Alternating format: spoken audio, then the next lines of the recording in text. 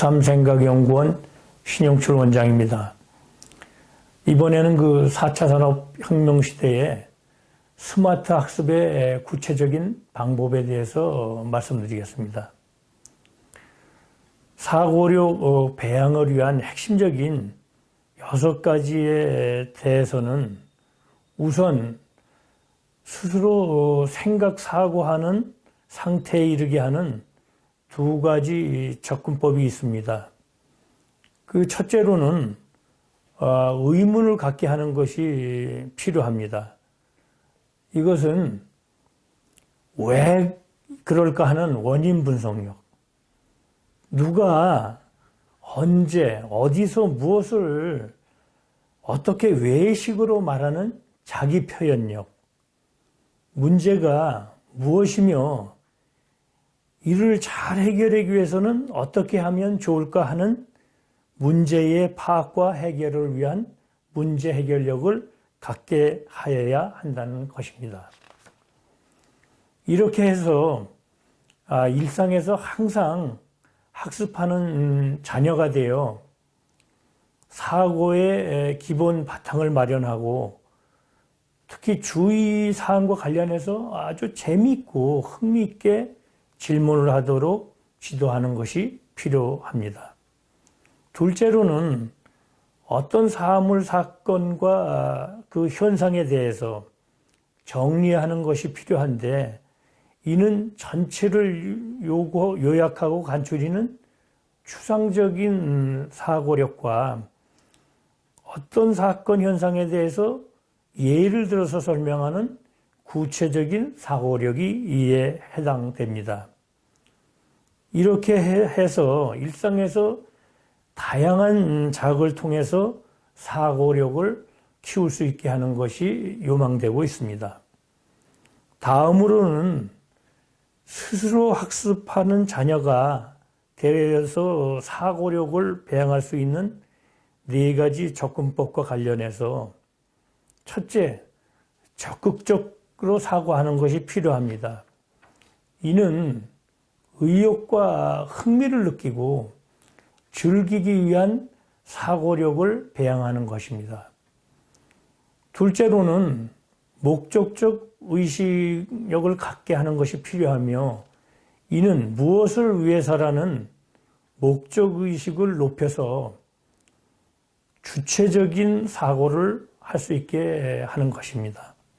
셋째로는 가설 구축력을 갖는 것이 필요한데 만약 무엇이라면 이라는 가설 구축력을 높여서 창의력과 호기심을 끌어내는 것입니다. 넷째로는 문제의식력을 갖는 것이 필요한데 진짜 정말 그럴까 하는 그 어떤 문제의식을 높여서 문제 해결이 어려운 것에 대해서도 관심과 호기심을 갖고 문제에 해결하는 단초를 마련하는 사고력을 배양해야 하는 것입니다. 다음으로는 효과적인 학습 방법에 대해서 말씀드리겠습니다. 첫 번째는 주도적인 학습력이 필요합니다.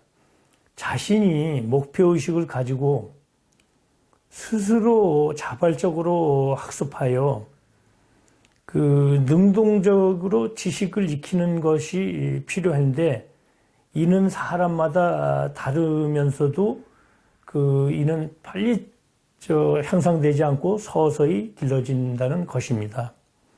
둘째로는 메타인지력이 필요합니다. 메타인지는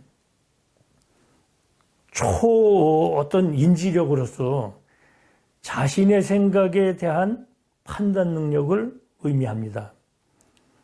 메타인지적 사고를 하면 자신의 능력과 한계를 정확하게 파악하고 이를 보완하는 노력을 스스로 하게 된다는 것입니다.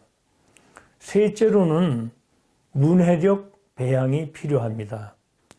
문해력은 글의 표현과 의미만이 아니라 그 의미들 사이에 숨어있는 그 글쓴이의 의도를 이해하는 능력을 말합니다. 또한 그 의미가 배경으로 하는 사회, 문화, 역사적 맥락을 이해하는 능력이 포함됩니다.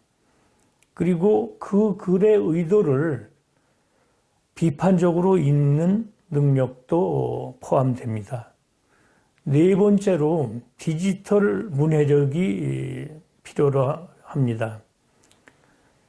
그 4차 산업시대에는 전반적인 디지털 운영 체계가 중요하고 이에 관련된 하드웨어 지식, 또 컴퓨터 활용과 관련한 소프트웨어에 대한 지식과 컴퓨터 활용을 위한 그 기계 언어 지식, 프로그램 활용 능력을 배양하는 것이 필요로 합니다.